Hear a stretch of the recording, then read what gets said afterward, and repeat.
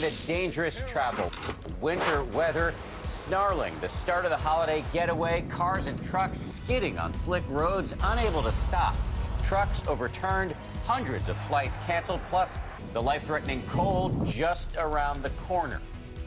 Russian hack attack. President Obama making it clear who he holds responsible. Not much happens in Russia without Vladimir Putin. Cybersecurity experts explaining all the signs pointing to the Kremlin and why Hillary Clinton says Vladimir Putin was bent on revenge.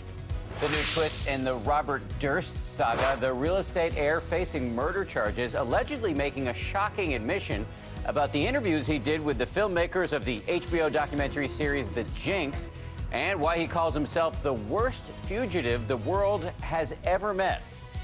And sorry, wrong number. Hello. A Cuisinart recall is making one woman's phone ring off the hook. How she's processing this mix-up madness. Live from ABC News in New York, this is Good Morning America.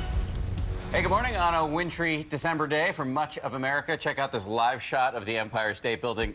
Believe me, it's there on the left-hand side of your screen. It's kind of visible, shrouded by clouds and snow.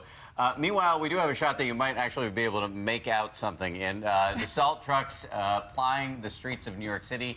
In the back there, you see a huge pile of salt that will be deployed all over the streets of our fair city this morning. Much more visible, and yes, they are busy this morning. We also have this beautiful shot from Derry, New Hampshire. The streets there covered in snow as well. Looks so serene as we're sitting here in the studio, right? Nice and warm here, but nearly 60% of the country dealing with dangerous winter conditions, snow and freezing rain stretching across much of the nation, just as early holiday travelers are hitting the roads as well as the skies. We do have team coverage this morning, and we're going to start with meteorologist Kate Parker, who's in for Rob this morning. She has the big picture now from a sugar-coated Center Park here in New York. Hi, Kate.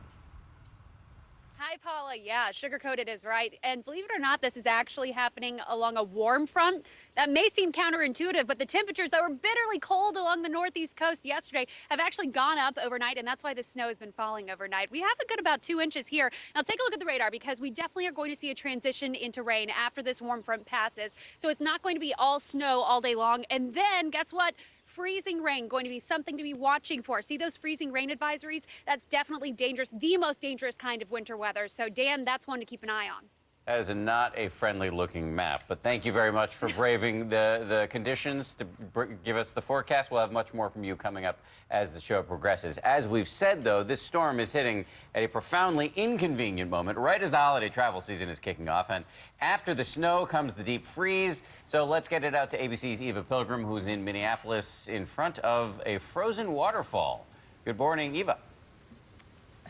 Good morning, Dan. Yeah, this waterfall gives you a good perspective just how cold it is here. It's still snowing. The icy conditions all across the country shutting down roads. Here in Minneapolis, they're actually asking people, begging people to stay off the roads as we are now bracing for round two. This morning, millions of Americans from Colorado to Maine getting slammed with snow, dangerous icy roads, and temperatures way below freezing. This is as cold as I felt in a lot of years. As the storm marches east, many major airports taking a hit. Almost 1,000 flights canceled. The treacherous conditions slowing down the start of what's expected to be a record holiday travel season. Along with freezing rain and icy conditions, roads across the Midwest plagued by an invisible danger, black ice, even on roads that look completely clear. Watch as this truck near St. Louis hits a patch and spins out of control. Overnight in Minneapolis, heavy snow falling, and with more than 8 inches expected in some areas, homeowners getting ahead of the big dig, shoveling their way out, even in the pitch black. And right here in Minneapolis, it is just under 10 degrees, very balmy, especially when you consider that tomorrow morning it's going to be colder. We are looking at wind chills that are 40 degrees below zero, Paula. Our apologies from the studio, Eva. Thank you for braving the cold. She doesn't mind. And yes, she does mind. Dan will send some hand warmers. I promise you'll have them next week. All right, thanks, Eva. And in politics, President Obama is all but saying that he believes Vladimir Putin was behind the hacking of the Democratic National Committee. Now, this particular subject dominated the president's final year-end news conference on Friday, and ABC's Mary Bruce is in Washington for us this morning. Good morning, Mary. Good morning. Yeah, well, 2 days before the election results become official, questions are mounting this morning about whether the results were influenced by Russian hackers. And now President Obama is stepping in, pointing a finger at Russian President Vladimir Putin. Come on. In his final year-end press conference, President Obama pushed back, defending his response to Russia's hacking and interference in the U.S. election. Everybody had the information. It was out there, and we handled it the way we should have. Obama says he told Putin to knock it off at this summit in September. Talk to him directly and tell him to cut it out. There were going to be some serious consequences if he didn't. That warning, he says, stopped future hacking. But critics are questioning why the president didn't act sooner or call out Russia publicly. Obama says that would have turned the issue into a political football. I wanted to make sure that everybody understood we were playing this thing straight. Russia reportedly intended to sway the election in Trump's favor. But Trump continues to deny U.S. intelligence, questioning if Russia was involved at all. They have no idea if it's Russia or China or somebody. It could be somebody sitting in a bed someplace. Weighing in for the first time, Hillary Clinton says she believes Putin was trying to settle old scores, that he holds a grudge after she challenged the fairness of Russia's own election. Vladimir Putin himself directed the covert cyber attacks against our electoral system, against our democracy, apparently because he has a personal beef against me. This morning, the FBI and U.S. intelligence agencies agree Putin was personally involved. The CIA director saying they're in sync on the scope, nature, and intent of Russia's interference. President Obama stopped short of blaming Putin directly, but made clear. Not much happens in Russia without Vladimir Putin. Now, one thing Obama won't comment on, whether Hillary Clinton lost because of the Russian hacking. He says he'll leave that to the pundits. Now, Obama has promised to retaliate against Russia, but he won't give specifics. Dan? All right, Mary, thank you. So how exactly did our intelligence agencies tie Russia and even President Vladimir Putin to these hackings? ABC's chief investigative correspondent Brian Ross has gained some fascinating insight here. Brian, good morning to you. Well, good morning, Dan. With the Russians demanding to see the proof and Donald Trump maintaining there is no real proof, U.S. authorities say there is clear evidence the Russians pulled off this attack and did it to interfere with the election. Much of the proof is forensic evidence the FBI and cybersecurity experts discovered inside the computers of the Democratic National Committee. They get in by what's called a spearfish attack. Among the experts on the case, cybersecurity analyst Justin Harvey, who says the Russians first planted what's called a dropper or a beacon to send material back to Moscow. A dropper's a little tiny bit of software that calls back home and says, I'm here, I was successful. And it had a telltale Russian signature, with experts saying it was written in Moscow's time zone and seemed to have gaps on what were Russian holidays, all entered by a distinctive keyboard. We saw the Cyrillic alphabet being used in the compiler. And then U.S. intelligence officials say the beacon transmitted to an internet address overseas. And it was an IP address that had been previously seen in other Russian attributed attacks. But it wasn't just forensics. The FBI has now joined the CIA in the assessment that the Russian president was directly involved in the hack attack, based on new, highly classified information that authorities say comes from directly inside the Kremlin. And Brian is here to talk more about this. So is there any real ambiguity about whether Vladimir Putin was directly involved? I mean, does anything happen in Russian government without him knowing it? That's how the president put it, and there's even more specific information that is highly classified that we may never see. That does tie him directly to this. Yes. So let's talk about this issue of retaliation. What are the options here for the United States? Well, the president has acknowledged that he has yet to take any retaliation against the Russians, although officials for his administration have provided him with a number of possible actions, including making public information the CIA has that would embarrass Putin and his deputies, or going after the secret bank accounts U.S. officials say Putin has around the world. There's also the possibility of additional sanctions on Russian banks and commerce. The one thing U.S. officials are advising against is a cyber war tit for tat that officials fear would be much more devastating to the U.S. than Russia, given our advanced reliance on the cyber commerce and cyber communications. I mean, it really just could open up a Pandora's box. Absolutely. It's very carefully to be scaled here in terms of what the response should be. Difficult days tricky issue. Thank you, Brian. Really appreciate it. Thanks, Brian. ABC News political commentator Cokie Roberts joins us now from Washington. Good morning, Cokie. So we're talking about how can Trump continue to deny. We know that Republicans also calling for an investigation into Russia's involvement, but not Trump. So how long can the president-elect continue to deny the intelligence about Russia? Well, who knows? I mean, Trump obviously has his own drum. But the truth is that he has been very dismissive of the intelligence community. And he keeps saying these are the same guys who said that there were weapons of mass destruction in Iraq, and they were wrong. But, you know, President Obama said yesterday again that when Trump actually sits in the Oval Office, that the weight of that job will take over, and perhaps it will. But, you know, really, Paula, this is a remarkable political development. Think about it. For decades, we have spent billions and billions and billions of dollars developing weapons, aiming them at the Soviet Union and Russia. This has been considered the American enemy for a very long time. And then that enemy disrupts our election, and the basic reaction is ho-hum, particularly in the Republican Party, which had always been the greatest hawks against Russia. History is interesting, isn't it? So let me just ask you, though, what does this mean for the confirmation of Trump's choice for Secretary of State, Rex Tillerson, the CEO of Exxon? We've all seen him in those champagne toasts with Vladimir Putin. How are these new revelations likely to affect his appearance in front of the Senate?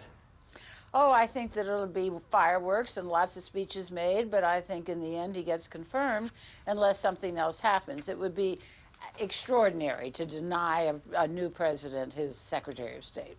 Cokie Roberts, thank you very much for your analysis on a Saturday morning. Appreciate it. Good to be with you. Thanks, Cokie. I want to send things over to Ron for a look at the other day's headlines. Good morning, Ron Clayton. Hey, good morning to you, Paula and Diane. Good morning, everyone. We're going to begin with the United States demanding that China return an underwater drone it seized in the South China Sea. American officials say a U.S. Navy research ship was conducting routine operations. This was on Thursday, using the drone to collect ocean data when a Chinese Navy ship nearby sent out a small boat to take it, the drone.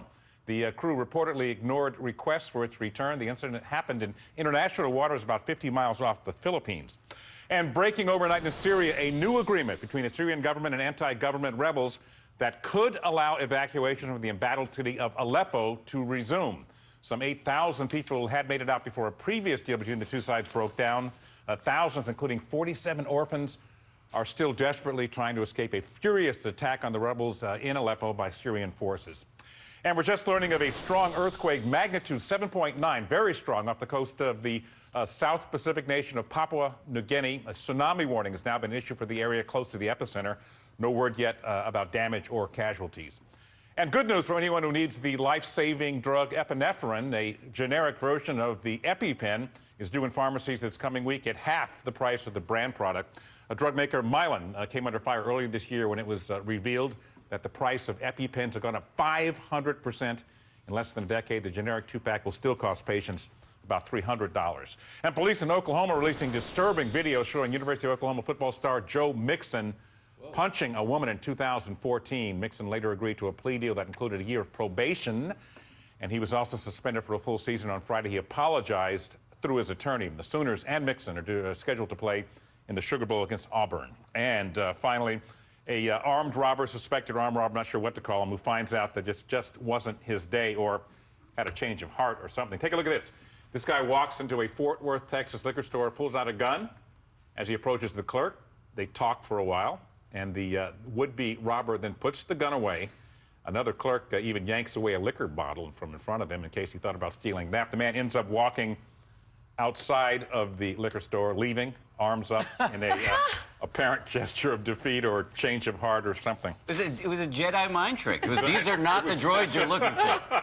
Sometimes when I talk to my husband too much, he just leaves the room like a half. Maybe she just talks on those rare occasions. On those rare occasions that we ever talk about. Hopefully he's not holding a gun during those discussions. No, he's not. That's a good clarifier. Thank you for that one. Thank you, Ron. We are now, though, going to turn to a crime of a more serious nature. All 4 inmates who broke out of a jail in rural Tennessee, they are now back in custody this morning. But while they were on the run, authorities say 2 of them were caught on video in this attempted robbery. And ABC's Marcy Gonzalez is here with the story. Good morning, Marcy. Good morning, Paula and Dan. Investigators say they considered the men to be armed and dangerous, both trying to change their appearances as they spent nearly a full day on the run. That tense search finally ending overnight.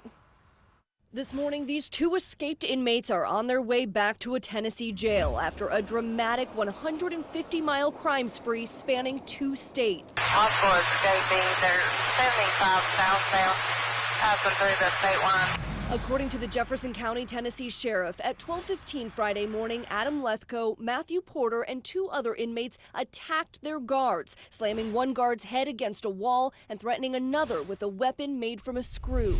The 4 prisoners making their getaway, escaping in one deputy's personal vehicle, a service weapon believed to be stolen along with it. Within hours, deputies find 2 of the men and the stolen car, but Lethko and Porter remain on the run. Then, just before 5 a.m., 2 men believed to be the escapees are spotted on this surveillance video, allegedly trying to rob this convenience store just a mile from the jail. Porter, at one point, jumping over the counter. And then a break. Authorities saying they discovered the 2 men in this stolen flatbed truck. The inmates leading state troopers on a high-speed chase and crossing state lines into Georgia. Just before 8:30 p.m., troopers blowing out the escapees' tires. He's stopping.